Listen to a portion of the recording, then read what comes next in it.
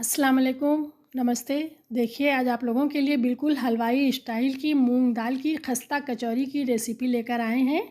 अब देखिए दशहरा आ रहा है, त्योहारों का सीज़न है, तो इस तरह त्योहारों वाला खाना तो बनना चाहिए ना। तो इस तरह आप लोग अपने घरों में बनाइएगा और खाइएगा।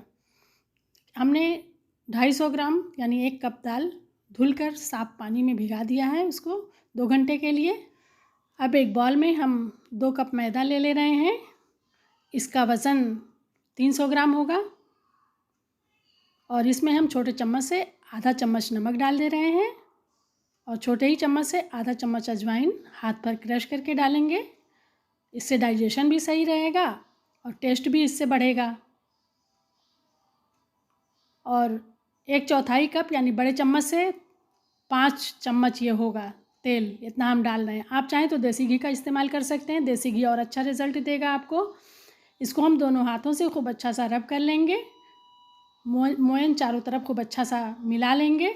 इसको मुट्ठी से बांध कर देखेंगे तो देखिए बाइंडिंग बहुत अच्छी हो जा रही है, इसका मोयन परफेक्ट है। तो आप लोग भी इसी तरह कीजिएगा। अब 1 कप हमने पानी लिया है तो थोड़ा थोड़ा पानी डालकर इसका एक सॉफ्ट सा डो बनाएंगे। जिस तरह से हम रोटी के लिए डो बनाते हैं वैसा ही सॉफ्ट डो हमें बनाना है, लेकिन पानी थोड़ा थोड़ा सा डालना है। इसमें हमको इस तरह से देखिए हमारा डो बहुत अच्छा सा मुलायम सा बन गया है। अब इसको हम आधे घंटे के लिए रेस्ट पे रख दे रहे हैं। और अब पानी देख लीजिए आप लोग कि इस डो को बनाने में हमने 1 कप पानी लिया था, 3/4 पानी खर्च हुआ है, 1/4 पानी बच गया है। और अब दाल हमारी 2 घंटा हो गया है, बहुत अच्छी सी भीग गई है। अगर आपके पास कम टाइम हो तो थोड़े से गर्म पानी में आप दाल को भिगा देंगे तो 1 घंटे में आपकी दाल बहुत अच्छी सी भीग जाएगी।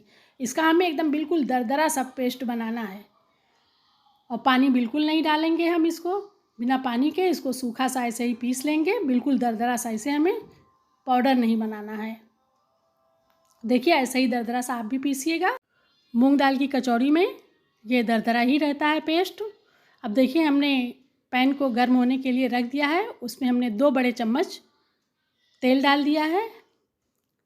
1 चम्मच ज़ीरा डाल दे रहे हैं छोटे चम्मच से। छोटे चम्मच से 2 चम्मच कुटी हुई सौंफ डाल दे रहे हैं। आधा 1 चम्मच धनिए का पाउडर और 1 चम्मच ग्रेट किया हुआ अदरक है, आप चाहें तो पेस्ट भी डाल सकते हैं। और 2 पिंच हमने इसमें हींग डाल दिया है और आधा चम्मच हल्दी पाउडर डाला है और 4-5 हरी मिर्च काट ली थी उसको डाल दे रहे हैं। अगर आपको कचौड़ी बना के रखना है तो हरी मिर्च मत इस्तेमाल कीजिएगा, हरा धनिया मत इस्तेमाल कीजिएगा, हमें तो फ़ौरन खाना है।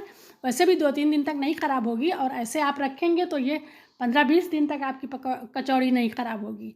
और इसमें हम आधा कप बेसन डाल दे रहे हैं। मूंग दाल की कचौड़ी में बेसन ज़रूर पड़ता है, इससे बाइंडिंग बहुत अच्छी आती है। इसको हम लो फ्लेम पर बहुत अच्छा सा भून लेंगे। देखिए तेल हमें बहुत कम लग रहा था, इसलिए हमने 3 बड़े चम्मच इसमें और तेल डाल दिया है और लो फ्लेम पर बेसन को खूब अच्छा सा भून ले रहे हैं। बहुत अच्छी सी बेसन से खुशबू आ रही है। बेसन हमारा बिल्कुल भूनकर तैयार हो गया है।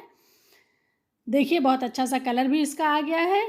अब हम इसमें पिसी हुई दाल को डाल देंगे और इसमें कुछ मसाले ऐड करेंगे। 1 छोटा चम्मच सुर्ख मिर्च पाउडर, 1 छोटा चम्मच कश्मीरी लाल पाउडर और 1 छोटा चम्मच आमचूर पाउडर, आधा छोटा चम्मच गरम मसाला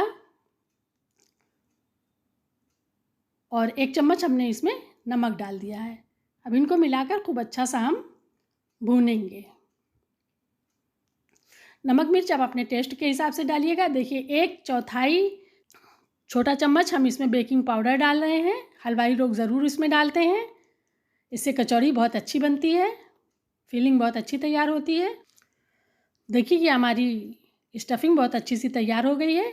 अब इसमें हम हरा धनिया डालकर इसको चला दे रहे हैं और इसको ठंडा होने के लिए रख दे रहे हैं। अब अपने आटे को देख ले रहे हैं कि इसकी क्या कंडीशन है। तो देखिए आटा हमारा बहुत अच्छी तरीके से सेट हो गया है। इसको हमने हाथ की मदद से हल्का सा और मुलायम कर लिया है। अब इसकी हम छोटी छोटी नींबू के साइज़ की लोइयाँ बनाएंगे। अगर आपका जी चाहे तो और बड़ी भी कर सकते हैं, लेकिन इतनी बड़ी साइज़ बहुत सही होती है। तो इस तरह से हम देखिए लोई बना ले रहे हैं और इसी तरह से हम सारी लोइयों को बनाकर रख लेंगे। देखिए हमारी सारी लोइयाँ बन गई हैं। और अब देखिए स्टफिंग भी हमारी ठंडी हो गई है। अब हम स्टफिंग का गोला बना ले रहे हैं। ऐसे भी हम भर सकते हैं, लेकिन गोला बना लेने से बहुत आसानी से ये भर जाता है। तो ये नींबू के साइज़ का ही हम इसका भी गोला बना ले रहे हैं।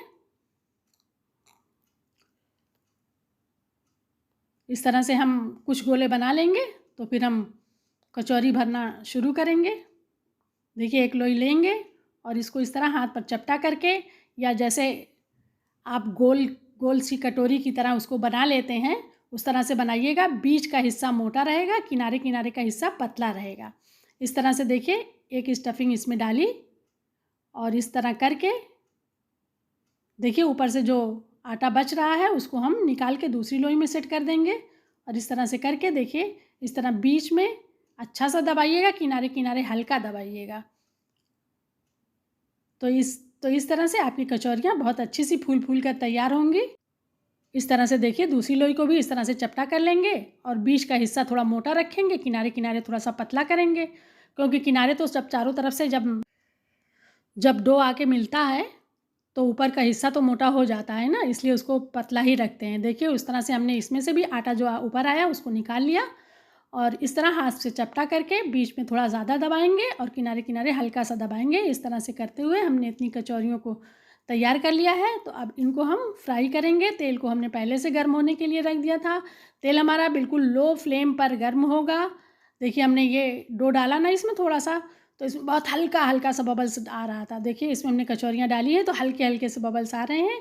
3-4 मिनट तक तो हम इसे बिल्कुल टच नहीं करेंगे। 3-4 मिनट के बाद ये खुद ब खुद तैर तैर कर ऊपर आने लगेंगी और इनमें हल्का हल्का कलर आने लगेगा। तो फिर हम इसको उलट पलट कर दोनों तरफ से सेकेंगे और गोल्डन ब्राउन होने तक इनको खूब अच्छा सा सेकेंगे। देखिए हमारी कचौरी कितनी अच्छी सी तैयार हो गई। एक बैच को फ्राई करने में 15-16 मिनट का टाइम लगता है और दूसरा बैच डालने से पहले हम तेल को उतना ठंडा कर लेंगे जितना ठंडा हमारा पहले था। बिल्कुल लो फ्लेम पे जितना गर्म रहता है उतना ही में, नहीं तो हमारी कचौरियाँ ख़राब हो जाएंगी। तो इस तरह देखिए हमने तेल को ठंडा कर लिया था और दूसरा बैच उसमें डाला है। अब 3-4 मिनट के बाद देखिए ये कचौरियाँ खुद ब खुद तैर तैर कर ऊपर आ गई हैं। इनमें हल्का सा कलर भी आ गया है। तो अब इन्हें हम उलट पलट कर इस तरह एक तरफ की कचौरी सेंकने में समझिए कि 7-8 मिनट का टाइम लगता है। इस तरह उलट पलट कर सेंकते सेंकते 15-16 मिनट में हमारा एक बैच तैयार हो जाता है। और देखिए हमारी ये भी कचौरियाँ बनकर तैयार हो गई हैं। तो जो लोग चैनल पर नए आए हैं उनसे हम्बल रिक्वेस्ट है कि हमारे चैनल को ज़रूर सब्सक्राइब कीजिए और वीडियो पसंद आए तो वीडियो को लाइक और शेयर कीजिए। देखिए हमारी सारी कचौरियाँ कितनी अच्छी सी बनकर तैयार हो गई हैं। और हमारे व्यूवर्स जो हमारे वीडियो को हमेशा देखते हैं उनसे भी रिक्वेस्ट है, वीडियो पसंद आए तो उसको लाइक और शेयर कीजिएगा ज़रूर से। और अगर हमारे वीडियो में कोई गलती होती है तो आप हमें कमेंट बॉक्स में बताइएगा, हम उसमें सुधारने की कोशिश करेंगे। आप लोगों ने अपना कीमती वक्त निकाल कर हमारे वीडियो को देखा, उसके लिए आप लोगों का बहुत बहुत शुक्रिया, धन्यवाद।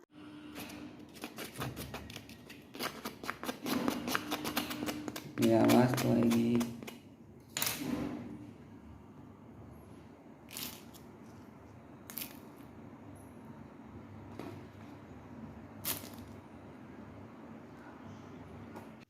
आप लोगों ने सुन लिया ना आवाज़, कितनी खस्ता और करारी सी बनी है कचौरियाँ। तो चलिए अगले वीडियो में मिलेंगे इंशाअल्लाह, तब तक के लिए अल्लाह हाफिज़।